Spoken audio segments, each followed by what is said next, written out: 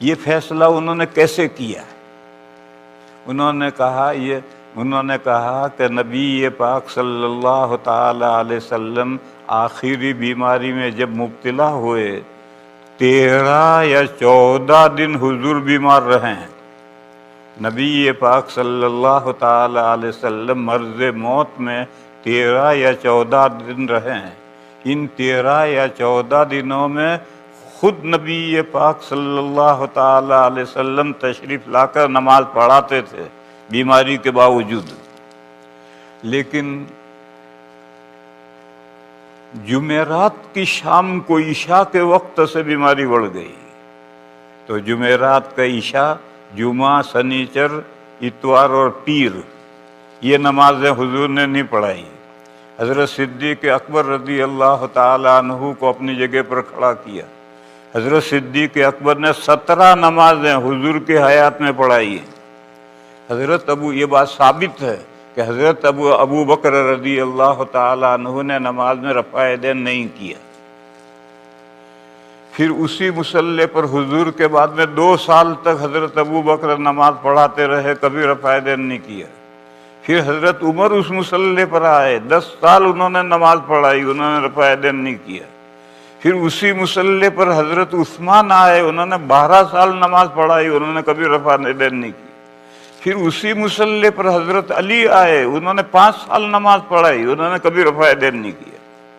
تو بڑے 2 اماموں نے کہا اگر حضور کی آخری نماز میں رفع یدین ہوتا تو یہ 4 خلفاء حضور کے مصلی پر کھڑے ہوتے ہی حضور کا آخری عمل بدل دیں، یہ بات عقل قبول نہیں کرتی۔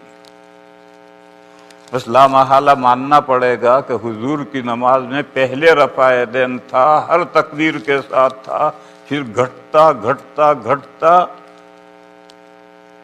3 یا 4 جگہ رہ گیا، پھر وہ بھی گھٹتا گھٹتا 3-4 جگہ تھا، وہ بھی ختم ہو گیا، اور نماز میں ساری نماز میں سے رفع یدین ختم ہو گیا۔ اور یہ 4 خلفاء کا جو عمل ہے، یہ 4 خلفاء کا عمل دلیل ہے کہ حضور کی آخری نماز میں رفع یدین نہیں تھا، پہلے تھا جو منسوخ ہو گیا۔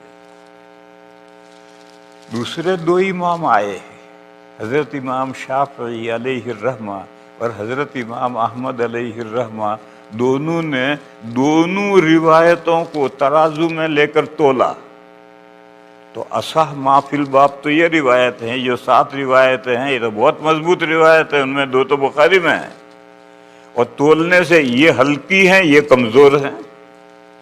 اور فقہا کے یہاں فیصلے کا ایک طریقہ یہ ہے کہ اگر روایات میں اختلاف ہو جائے تو اصح ما فی الباب کو لو اور غیر اصح کو چھوڑو۔ جیسے کسی مسئلے میں صحیح اور ضعیف روایتیں اکٹھا ہو جائیں تو صحیح کو لیں گے، ضعیف کو چھوڑ دیں گے۔ ایسے ہی صحیح ہے مگر 1 کلو کی ہے اور ایک ½ کلو کی ہے تو ½ کلو والی نہیں لیں گے، کلو والی لیں گے۔ یہ بھی فقہا کے فیصلہ کرنے کا ایک طریقہ ہے۔ اس طریقے سے 2 اماموں نے فیصلہ کیا کہ حضور کی نماز میں پہلے رفع نہیں تھا، بعد میں رفع بڑھا، بعد میں رفع شروع ہوا، پہلے رفع نہیں تھا۔ اور انہوں نے کہا کہ دیکھو لڑکی ہوتی اپنے یہاں تو ماں باپ بچپن سے اس کے لیے زیور بنانے شروع کرتے ہیں مگر پہناتے نہیں ہیں۔ جب شادی میں سال بھر باقی رہے تو اب ایک پازے پہنا دیا، پھر ہاتھ کا چوڑی پہنا دی، رنگ پہنا دی، ہار پہنا دیا، یوں آہستہ آہستہ لڑکی کو ہار پہناتے ہیں۔ جب شادی کر کے رخصت کرتے ہیں تو وہ زیور سے لدی پھدی ہوتی۔ تو شروع سے یہ رفع یدین یہ زیور ہے نماز کا، زینت ہے نماز کی۔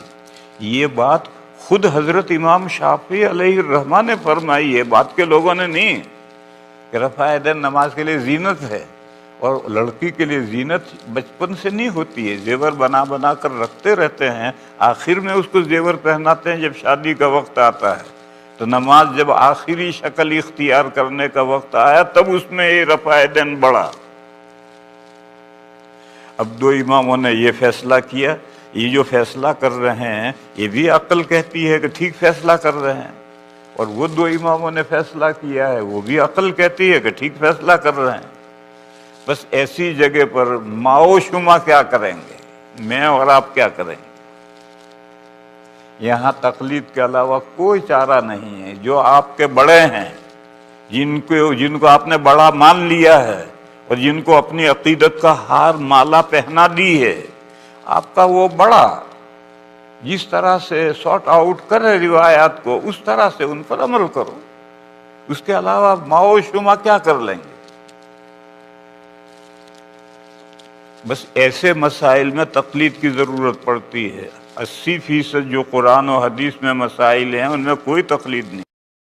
7 حدیثیں اعلیٰ درجے کی صحیح حدیثیں ہیں، بخاری میں بھی ہے، ان میں سے 1-2 حدیثیں کہ نبی پاک صلی اللہ تعالی علیہ وسلم نماز میں 3 جگہ یا 4 جگہ رفع یدین کرتے تھے، اللہ اکبر کے ساتھ ہاتھ اٹھاتے تھے۔ ایسی 7 حدیثیں ہیں اعلیٰ درجے کی صحیح ہیں، ان میں سے 2 حدیثیں بخاری شریف میں بھی ہیں، اور 5 حدیثیں ایسی ہیں جو طول میں ان کے برابر نہیں ہیں، مگر وہ قابل استدلال ہیں، ان سے استدلال کیا جا سکتا ہے۔ 5 حدیثیں یہ ہیں کہ نبی پاک صلی اللہ تعالی علیہ وسلم پہلے نماز میں ہر اللہ اکبر کے ساتھ رفع یدین کرتے تھے، بعد میں وہ ختم ہو گیا اور نماز میں کہیں رفع یدین نہیں رہا۔ اور تکبیر تحریمہ میں جو ہے وہ بارڈر پر ہے، بلکہ بارڈر سے بھی آؤٹ ہے۔ جب ہم نماز شروع کرتے ہیں تو یوں شروع کرتے ہیں، دیکھو رفع یدین کر رہے، ابھی نماز شروع نہیں ہوئی، اللہ اکبر ہاتھ باندھ لی، اب نماز شروع ہوئی، تو یہ رفع تو باہر ہے، نماز میں کہیں رفع نہیں رہا۔ ایسی 5 حدیثیں ہیں، اور 3-4 جگہ رفع کرتے تھے، ایسی 7 حدیثیں ہیں۔ یہ 7 مضبوط ہے، اعلیٰ درجے کی ہیں، یہ ان کے اعتبار سے کمتر ہیں، مگر فی نفس ہی قابل استدلال ہے۔ اب میرے بھائیو سوچو، نبی پاک صلی اللہ علیہ وسلم کی نماز میں یہ دونوں عمل ایک ساتھ نہیں ہو سکتے کہ رفع یدین کرتے بھی تھے اور نہیں بھی کرتے تھے، دونوں عمل ایک ساتھ کیسے ہوں گے؟ لا محالہ یہ ماننا پڑے گا کہ ایک عمل پہلے کا ہے اور ایک عمل بعد کا ہے، اور کون سا عمل پہلے کا ہے کون سا بعد کا ہے کوئی قرینہ موجود نہیں ہے، اور یہ طے کرنا ضروری ہے۔ جو پہلا ہے اس پر عمل نہیں ہوگا، جو بعد کا ہے اس پر عمل ہوگا۔ اب مجتہدین کرام کا نمبر آیا، امام اعظم اور امام مالک رحمہم اللہ، یہ دونوں بڑے امام ہیں۔ امام اعظم جو ہیں وہ تو عراق کے جتنے فقہا ہیں ان کے امام اعظم ہیں، اور امام مالک علیہ الرحمہ حجاز کے جتنے فقہا ہیں ان سب کے استاد ہیں، سر خیل ہیں۔ جب گھوڑے چلتے ہیں تو ایک گھوڑا والا آگے، سر سواری والا آگے ہوتا ہے، وہ سر خیل کہلاتا ہے۔ امام مالک علیہ الرحمہ سے امام شافعی علیہ الرحمہ نے پڑھا ہے، اور امام شافعی علیہ الرحمہ سے امام احمد علیہ الرحمہ نے پڑھا ہے، وہ سب کے استاد ہیں۔